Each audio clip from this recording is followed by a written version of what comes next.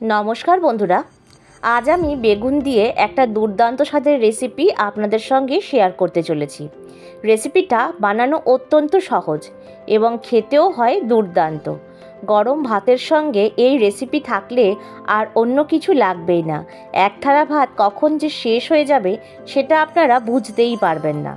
চলুন তাহলে দেখে নেওয়া যাক রেসিপিটা আজকে আমি কি করে বানাচ্ছি। এই বেগুনের রেসিপিটা বানানোর জন্য এখানে আমি 6খানা ছোট ছোট বেগুন টুকরো করে কেটে নিয়েছি। যদি বড় বেগুন হয় সেই ক্ষেত্রে আপনারা 4 ফালি করে নেবেন। দেখুন এখানে আমি দিয়ে দিলাম 1 চামচ পরিমাণে লবণ, দিচ্ছি 1 চামচ পরিমাণে হলুদের গুঁড়ো, আর দেব 1.5 চামচ পরিমাণে চিনি। নুন আর চিনির পরিমাণটা এই ক্ষেত্রে সমান সমান হলে খেতে ভালো লাগে। আর দিচ্ছি 1/2 চামচ পরিমাণে লাল লঙ্কার গুঁড়ো, আর দেব 2 চামচ পরিমাণে সর্ষের তেল। বেগুন ম্যারিনেট করার সময় সর্ষের তেলটা কিন্তু দিতেই হবে, আর পুরো রান্নাটাও আমি সর্ষের তেলেই করব। এবার বেগুনগুলোকে দুটো হাত দিয়ে ভালো করে আমি ঘষে ঘষে মাখিয়ে নেব, যাতে সুন্দর করে বেগুনের মধ্যে এই মশলাগুলো ঢুকে যায়। আর মাখিয়ে নিয়ে এটাকে আমরা মোটামুটি 15 মিনিটের জন্য রেস্টে রেখে দেব। আমার চ্যানেলটি এখনও অবধি সাবস্ক্রাইব করা না থাকলে সাবস্ক্রাইব করবার অনুরোধ রইল।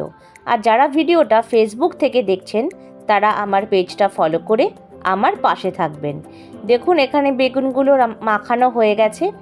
এবার 2 চামচ পরিমাণে কালো সর্ষে আর 2 চামচ পোস্ত নিয়ে নিয়েছি।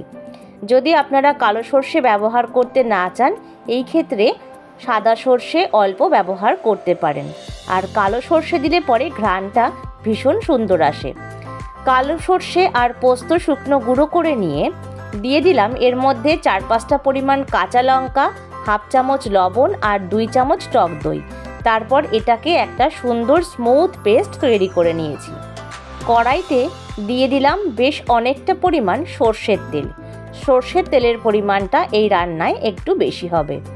তারপর তেলটা গরম হয়ে গেলে একে একে বেগুনগুলোকে আমি ছেড়ে দিচ্ছি। উল্টে পাল্টে বেগুনগুলোকে আমরা ভেজে নেব। এই রেসিপিটা অত্যন্ত সহজে খুব তাড়াতাড়ি হয়ে যায়। বাড়িতে যে কোনো আত্মীয় স্বজন আসলেও খুব সহজেই খুব অল্প সময়ের মধ্যে এই রেসিপিটা আপনারা তৈরি করে নিতে পারবেন, আর খেতেও অসম্ভব ভালো লাগে। বেগুনগুলো তুলে নিয়ে দিয়ে দিচ্ছি 1/2 চামচ পরিমাণে কালো জিরে, আর একটা পেঁয়াজকে এরকম সরু সরু করে কুচিয়ে নিয়েছিলাম সেটাও আমি দিয়ে দিলাম। এবার পেঁয়াজগুলোকে তেলের মধ্যে আমি নাড়াচাড়া করে হালকা নরম করে ভেজে নেব।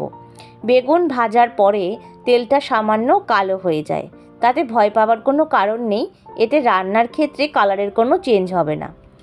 আর দেখুন নিয়ে নিয়েছি একটা টমেটো কুচি বড় সাইজের, নিয়ে নিয়েছি 5টা মতন রসুন কুচি আর 3টে কাঁচা লঙ্কা। পেঁয়াজগুলো ভাজা হয়ে গেলে টমেটোটা এর মধ্যে দিয়ে দিতে হবে। তারপর টমেটোর সঙ্গে পেঁয়াজটাকে ভালো করে নাড়িয়ে চাড়িয়ে ভেজে নিতে হবে।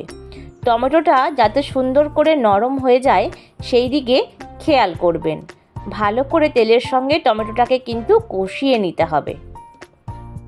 আরও অনেক বেগুনের রেসিপি আমার চ্যানেলে শেয়ার করা আছে, চাইলে অবশ্যই আপনারা দেখে নিতে পারেন। টমেটোটা ভাজা হয়ে গেলে এবার আমরা রসুনগুলোকে দিয়ে দেব। রসুনটা কিন্তু আমি মিহি করে কুচিয়ে নিয়েছি। টমেটোর সঙ্গে রসুনটা দিয়ে ভালো করে নাড়িয়ে চাড়িয়ে টমেটোটা যাতে সুন্দর করে নরম হয় ততক্ষণ অবধি আমাদের অপেক্ষা করতে হবে। টমেটোগুলো তাড়াতাড়ি নরম হবার জন্য একটা ঢাকনার সাহায্যে 3-4 মিনিটের জন্য ঢেকে দিতে হবে। ঢাকনা সরানোর পরে আবারও খুন্তি দিয়ে নাড়িয়ে চাড়িয়ে টমেটোগুলো দেখুন কতটা নরম হয়ে গেছে। তারপর একটা খুন্তির মাথা দিয়ে আরও ভালো করে টমেটোগুলোকে আমি ঘেঁটে দিচ্ছি, যাতে সুন্দর করে টমেটোটা একেবারেই নরম হয়ে মিশে যায়। দেখুন কত সুন্দর নরম হয়েছে। এই পর্যায়ে আমরা অ্যাড করছি 3-4টে পরিমাণ কাঁচা লঙ্কা। তারপর ভালো করে নাড়িয়ে চাড়িয়ে নেব। এবার আমি সর্ষে পোস্তর পেস্টটা এর মধ্যে দিয়ে দিলাম। তারপর সুন্দর করে কষিয়ে নেব। বেশিক্ষণ কষানোর কোনো প্রয়োজন নেই, কারণ সর্ষে বেশিক্ষণ কষালে তিতকুটে হয়ে যায়, তাই রান্নাটা একদমই ভালো হবে না আর খাওয়ার সময়ও তিতকুটে ভাব হবে। তাই সামান্য পরিমাণ কষিয়েই দিয়ে দিতে হবে 1 চামচ পরিমাণে চিনি। লবণ কিন্তু আর আমরা এই ক্ষেত্রে ব্যবহার করব না, কেননা সর্ষে পেস্ট করবার সময় আমরা কিন্তু লবণ ব্যবহার করেছি। যদি প্রয়োজন হয় আপনারা অবশ্যই দিতে পারেন। দেখুন কত সুন্দর তেল ছাড়া শুরু হয়ে গেছে। ভালো করে তেল ছাড়লে পরে মিক্সির পাত্র ধুয়ে সামান্য পরিমাণ জল আমি অ্যাড করে দিচ্ছি। আপনারা যতটা পরিমাণ গ্রেভি রাখতে চান ততটা জল দেবেন। তারপর ঢাকনা দিয়ে ঢেকে দিলাম। 3 মিনিট পরে ঢাকনা সরিয়ে দেখুন কত সুন্দর সেদ্ধ হয়েছে সব কিছু, আর ফুটেও উঠেছে। ফুটে ওঠার পরে আমরা এর মধ্যে দিয়ে দেব একে একে বেগুনগুলোকে।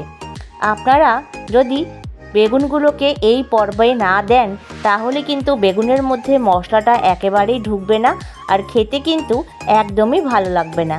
তাই ফুটে ওঠার সঙ্গে সঙ্গেই বেগুনগুলোকে কিন্তু দিয়ে দিতে হবে, যাতে 3-4 মিনিট বেগুন দেওয়ার পরে ভালো করে মশলাটার সঙ্গে সুন্দরভাবে ফুটে যায়, সেই দিকে অবশ্যই খেয়াল করবেন।